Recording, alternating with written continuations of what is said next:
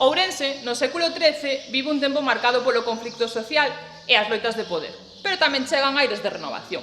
A principal disputa enfronta o bispo, que é o señor da cidade, cos representantes do concello. O bispo quere máis poder, mentres que o pobo loita por ser independente do prelado e pasar a ser parte do señorío do rei. Neste contexto chega a Ourense a orde religiosa franciscana, que será desprezada polo bispo, pero acollida con gran entusiasmo polos fieis.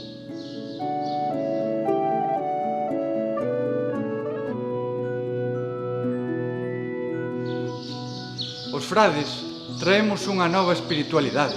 Estamos próximos ao pobo, formamos parte del, predicamos en prazas públicas e pola rúa, onde se reúne o pobo. Aí estamos. A lingua dos nosos sermóns é a da xente sinxela, pois non usamos o latín que utilizan os gregos, que ninguén entende. Ademais, intercedemos para a salvación das almas, dicindo misas e vendendo mortallas. O aprecio dos fieis espertará o receo no bispo, que decide prohibir os enterramentos no recinto franciscano, así como a celebración do culto na igrexa conventual, feito que se recolle na bula que o Papa Nicolás IV expide para protexelos de tanta tropelía. Conta a tradición algunha ofensa maior do bispo.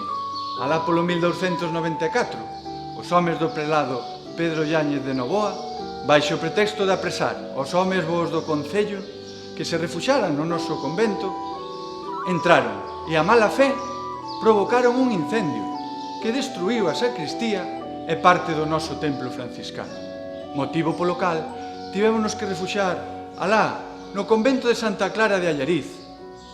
E ali permanecemos ata comezos do século XIV. Esta acción foi condenada polos tribunais real e pontificio.